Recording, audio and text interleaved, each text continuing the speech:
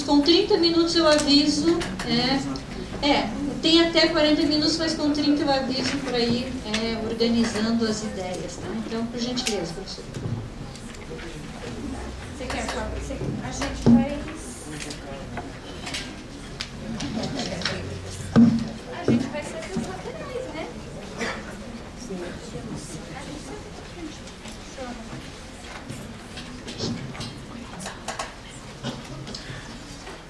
Boa tarde a todas, boa tarde a todos. Como professor da casa, também estendo o desejo de boas-vindas a todos vocês, e espero poder contribuir para que o nosso seminário seja realmente proveitoso. Eu tenho aprendido nas comunidades de tradição africana que, ao se fazer uma intervenção qualquer, a gente pede a bênção aos antepassados, a bênção aos mais velhos, a permissão às pessoas mais velhas desse lugar, para poder falar com sabedoria, para poder merecer o nome que os nossos ancestrais nos deram. Então, é com essa intenção que eu gostaria de compartilhar com vocês uma pequena meditação referente a essa temática. Hoje, uma data simbólica, 13 de maio, a data em que a Isabel assinou aquela lei, e nós aqui nos reunimos para pensar sobre situações que têm relação com aquele momento.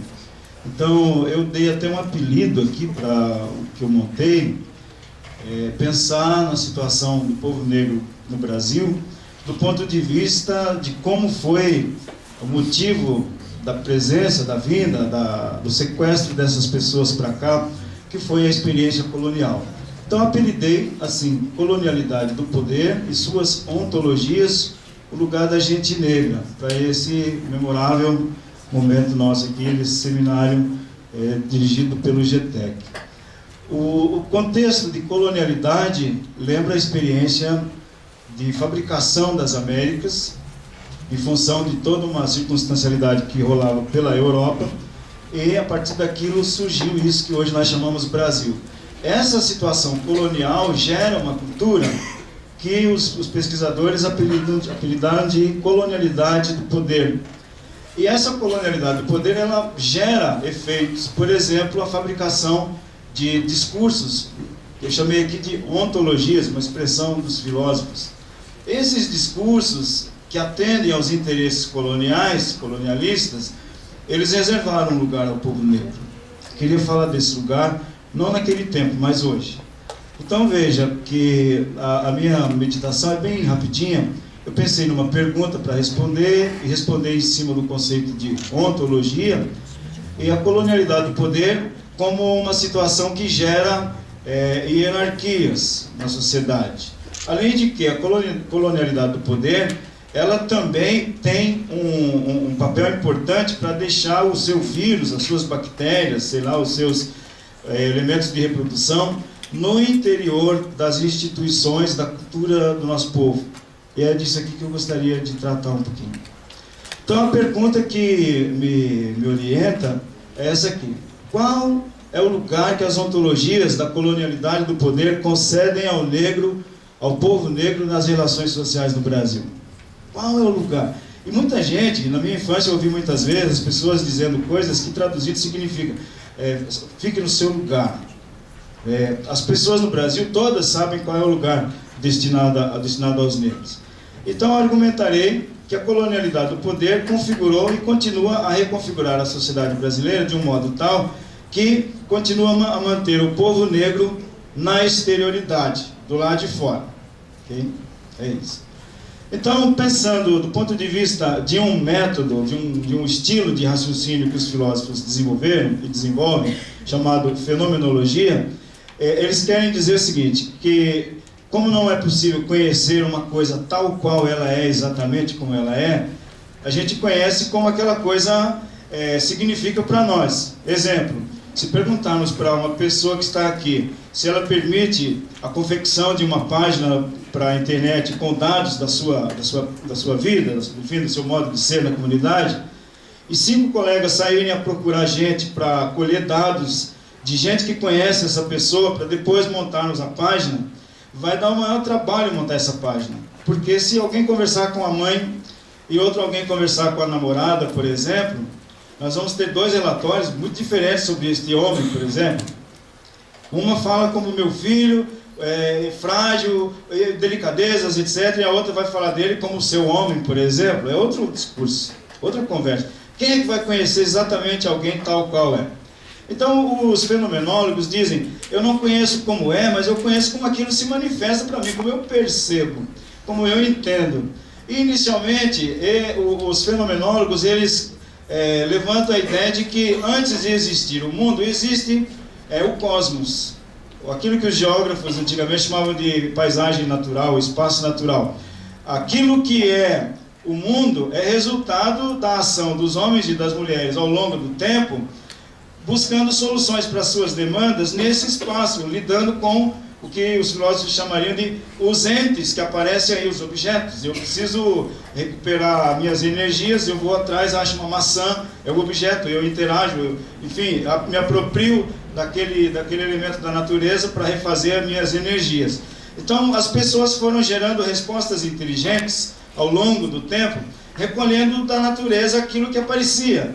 E à medida que foi dando um acúmulo, esse acúmulo é um conjunto assim, monstruoso de respostas, onde os humanos entre si e com as coisas geram a cultura, que seja a cultura material, as nossas técnicas, nossa tecnologia, a ciência, os nossos produtos, por exemplo, roupa, um auditório como esse, um prédio como esse, uma metrópole como Curitiba.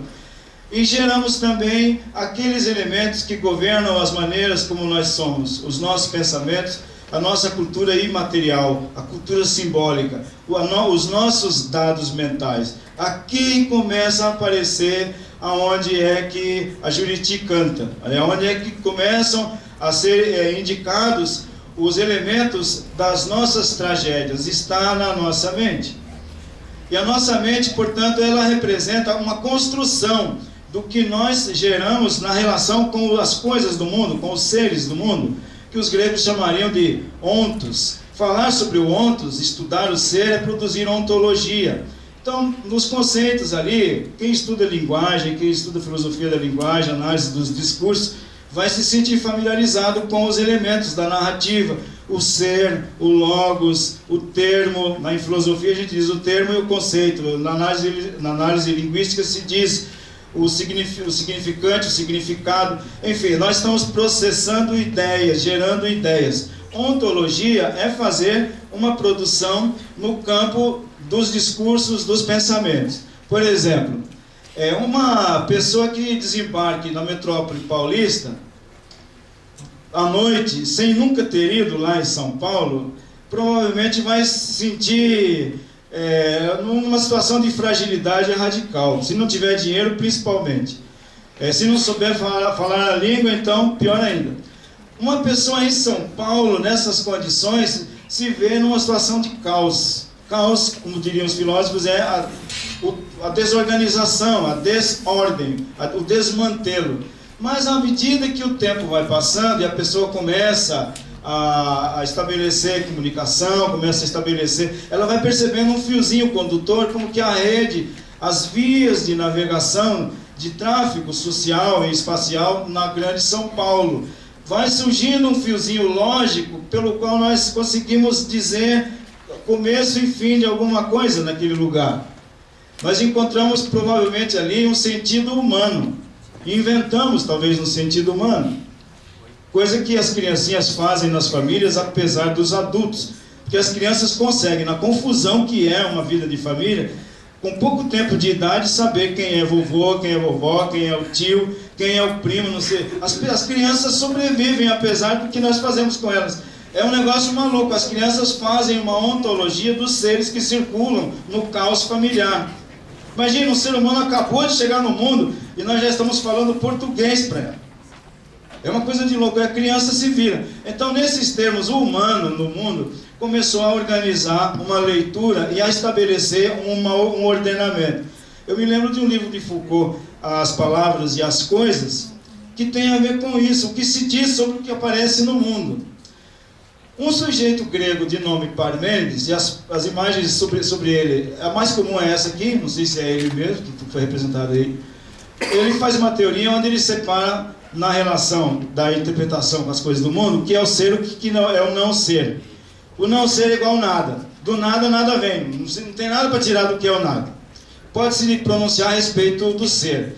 E aí, na teoria dele, há um fundamento importante que Aristóteles organizou com o apelido de princípio de não contradição ou princípio de contradição. Uma coisa não pode ser e não ser ao mesmo tempo do mesmo ponto de vista.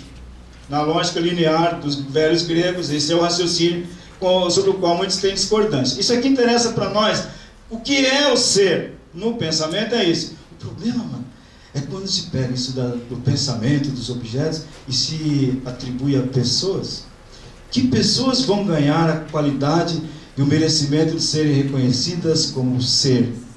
Que pessoas serão confinadas no desastre e na situação da condenação do nada, da nadificação, do ninguém, como diria Darcy Ribeiro, aqueles que estão condenados à ninguémdade. Então veja aqui, qual seria, nesse caso, a ação ontologizadora, fabricadora de ontologias a respeito do negro no Brasil? A ontologia, ela fabrica uma imagem do negro.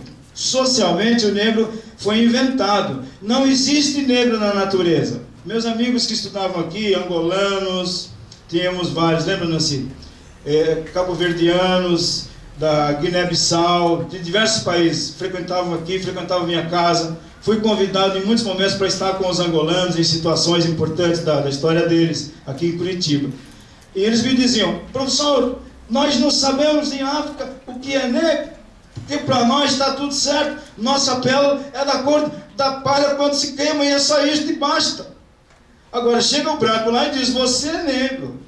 E por ser negro, cria uma série de situações, discursos, que aí fabricam ideologias, uma ontologia que estabelece onde deve estar esse sujeito negro. Portanto, o negro é uma construção oriunda da situação colonial, aqui no nosso caso, e segundo Frantz Fanon, ele diz que essas pessoas, na situação colonial, foram revestidas, foram recobertas, foram etiquetadas com a identificação dos que não têm essência, dos que não são nada. Nesses termos, voltemos aqui ao conceito de colonialidade. Por que é que a colonialidade, orientada para a conquista e manutenção do poder nas Américas, ela estabelece ontologias, e essas ontologias dizem qual é o lugar do negro, qual é o lugar do que eles chamaram de índio. O índio não sabia que era índio, ele não sabia que existia índio. Ele vivia contente aqui, na sua Pindorama, e de repente alguém diz: você é índio. Então havia lá no ambiente da Europa situações das mais variadas que resultou numa política de saída de suas terras para conquistar novos mundos na intenção de fazer economia, o capitalismo. E eles formaram colônias. Aqui na imagem é um quadro que aparece constantemente quando a gente pede a chegada de Colombo, tá, o desembarque dele nas Antilhas, aparece esta imagem. Dois mundos se encontrando na beira de uma praia, com intenções muito estranhas. Esses sujeitos fedorentos com escorbuto em grande parte das vezes, barba grande, estranhos, armados, violentos e aparentemente tarados. Porque se você vê a carta que Pero Vaz de Caminha escreveu, ele ficava o tempo todo monitorando o comportamento das garotas que moravam aqui, que não usavam roupas, e aí uma série de palavras não vou falar aqui. Leia lá, está na web. Impressionante. Então já chegaram já desrespeitando as meninas. Então, a colonialidade do poder estabelece uma relação de dominação e subordinação ao formar as colônias. Ali, nós vamos observar que é uma política que estabelece hierarquias. É violentamente hierarquizadora, é uma verdadeira máquina de fabricar hierarquias, de estabelecer estágios. Há uma colonialidade que estabelece, por exemplo, quem é humano e quem não é. Quando viram que havia moradores por aqui, quando viram que depois trouxeram os africanos para esse ambiente, essas pessoas circulavam, se perguntavam se eram gente ou não, se eram humanos ou não. Houve congressos, reuniões de bispos, cardeais, teólogos, e aí estabeleceram que os indígenas eram humanos, mas bom, eles eram pagãos. Então é o seguinte: sempre são pagãos, nós temos por Deus a missão de dizer a vocês o que é o certo e o que é o errado. E aí começaram a fazer o que fizeram com a cultura desses povos. Os africanos, então, sub-humanos, a raça de Cam. A cor da pele determina o lugar social. E estabeleceram uma violenta campanha de controle dos corpos das mulheres. A colonialidade de gênero. Porque quando se estupra e se planta o seu próprio gene no meio do outro povo, sabe-se que vai haver um desmantelo na estrutura daquilo que estava acontecendo até ali, e isso interessava aos dominadores. Fizeram isso na Bósnia, não lembra, Nancy? Até freiras, os servos estupraram na Bósnia e engravidaram várias delas.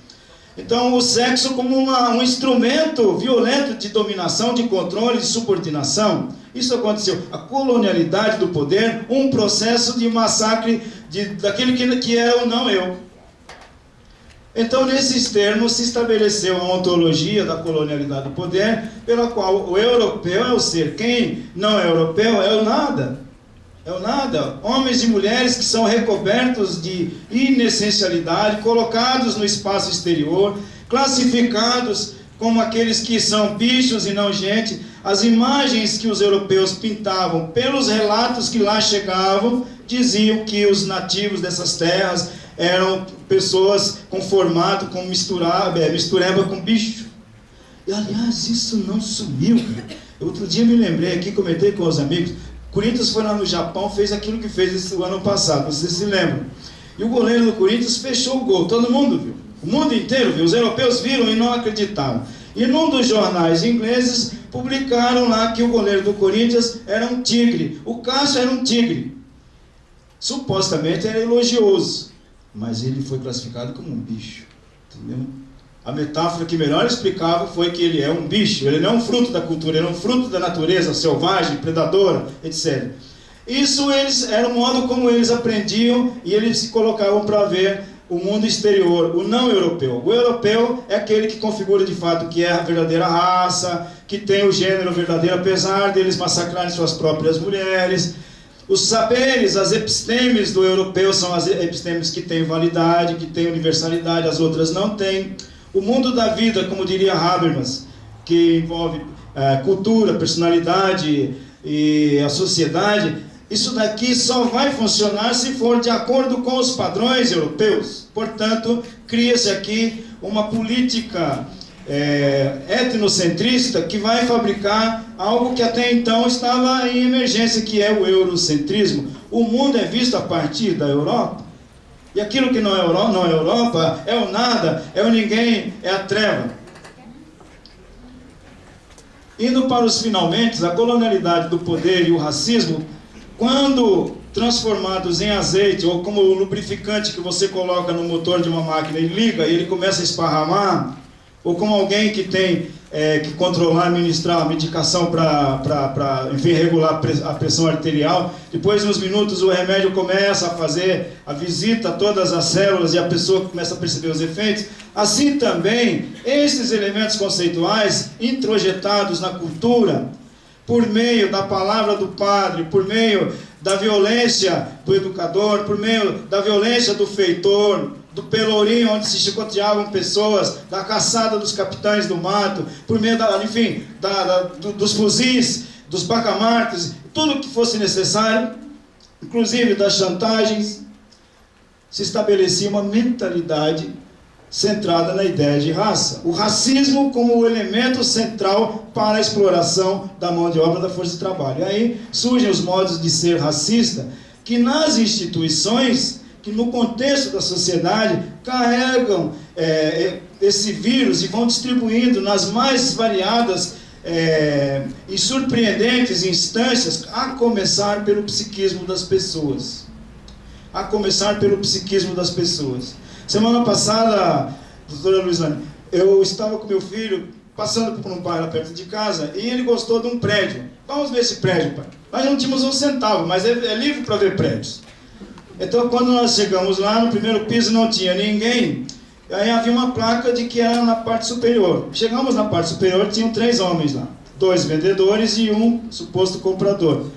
Quando ele nos viu, o meu moleque tem 1,90 m mais ou menos, magrelão, e estava com uma touca, com uma blusa com touca. Ele colocou aquilo na cabeça, chegamos lá, queremos ver um apartamento. E o sujeito começou a dizer que pensava que nós fôssemos ladrões. Quando eu vi você com essa roupa, eu pensei que fosse ladrão, pensei que fosse um assalto. Começou a falar aquilo. Eu até gostei, sabe? Porque quando eu falo em casa, meu filho não acredita que existem essas coisas. Ah, mas não dá nada, pô, você está exagerando, essa coisa de velho. Filho, fique ligado, eles estão aí, são muitos. Aí o camarada chegou num ponto e ele perdeu a paciência. Aí ele agrediu o sujeito, perguntou o motivo. Por que você está falando isso? É por causa da minha cor, cara? Você está falando que eu sou ladrão? Então, na prática, existe um modo de ser, códigos que estão dentro da mente das pessoas que impedem espaços para negros, para mulheres e principalmente para mulheres negras. Principalmente para as mulheres negras. Na história da nossa república, esse é um longo e doloroso caminho que precisamos conversar com sinceridade e com valentia. Então, nesse caso aqui, a colonialidade do poder, ela se instala no âmbito das instituições, começando pela cultura do nosso povo, de modo geral, e na empresa, você vai em qualquer lugar, os racistas estão lá, eles sabem do que se trata, só não confessam, mas sabem. A sociedade brasileira e todas as instituições que a sustentam foi edificada com base nessa hierarquia, exploração e violência contra o povo negro. Isso aqui falou no texto que me mandou esses dias a Gislene Santos. A Gislene diz que o racismo institucional, ele é uma ideologia. Ideologia, como diria o padre Domênico, é uma verdade parcial em benefício de um grupo. Que grupo tira benefícios dessa ideologia? Aparentemente tiraria benefícios, mas eu fico numa dúvida, porque o que a gente perde por causa das práticas racistas é tão grande que eu não sei se vale a pena.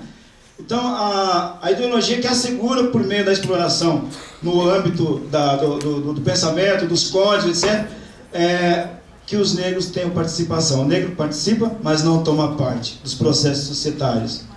É um racismo nas instituições onde você não acha os racistas. Na nossa universidade,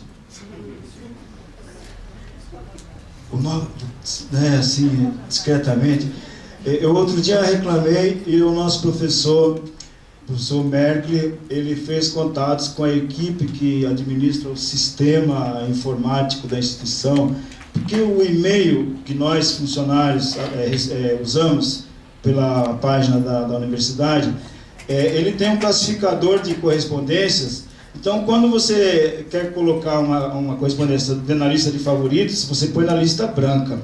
E o spam, lista negra, tá lá. Aí eu falei que ia denunciar isso aí, porque você introjeta na mente das pessoas que é normal. Não dá nada, é só lista negra, só um e-mail que não presta. Só um lixo, né? Então, enfim... Isso caracteriza um conceito que tem sido pesquisado bastante, que é o conceito de branquitude, ou os benefícios da brancura, ou alguns autores tratam também como conceito de branquidade. E esse conceito ele tem sido explorado em muitas pesquisas na área de psicologia social e outras investigações, gerando inclusive teses, trabalhos importantes. Consiste numa política que gera um pacto silencioso entre pessoas brancas, para que elas tirem vantagens do fato de terem nascido brancas. É como se tivesse um cartão magnético que favorece a sua navegação social. O interessante, isso está posto, não é culpa sua, eu não fiz nada para ter. Pois é, então, mas por que você não denuncia, meu? O racismo institucional, ele opera de que maneira? Primeiro, nega que existe. Não, eu não sou racista, tem até um primo que casou com uma menina moreninha.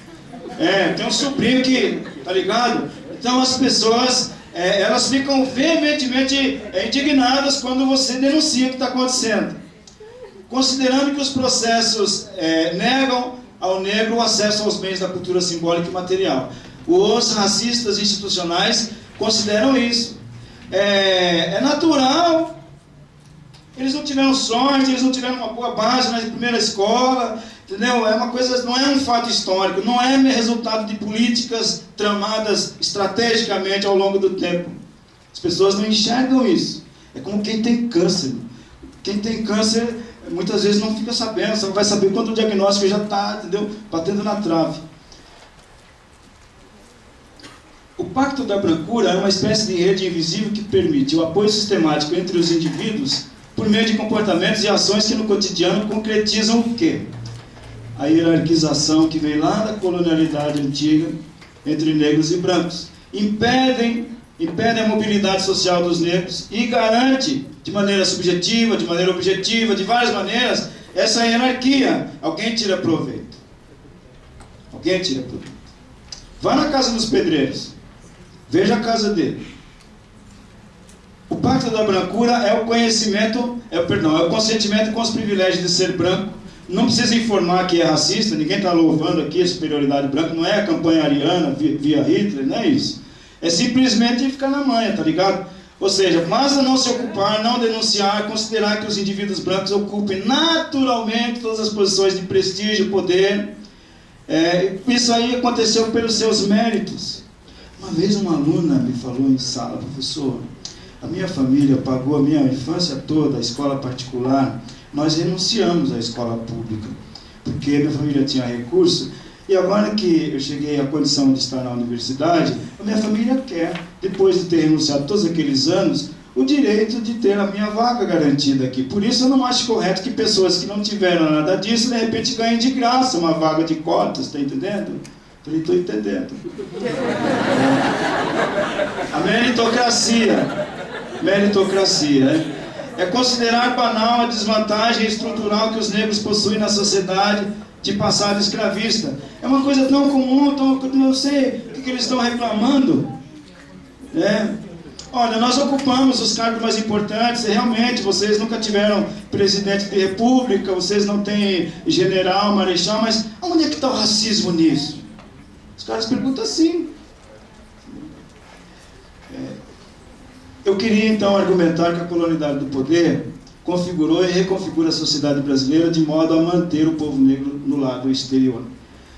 No lado exterior, em que sentido? Quando se interpreta na fenomenologia que se constituem mundos e subsistemas nesse mundo, por exemplo, o sistema comunicacional, o sistema financeiro, o sistema educacional, o mundo ele é constituído por muitos sistemas, por subsistemas.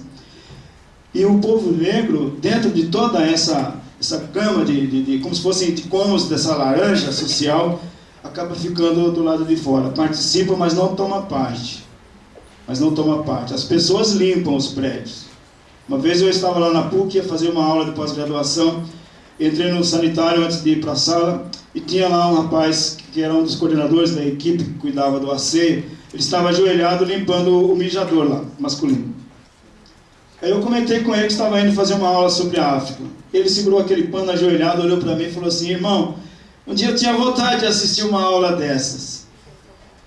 Nós temos muito negro na universidade, o problema é o lugar onde esse negro se encontra, onde essa mulher negra está.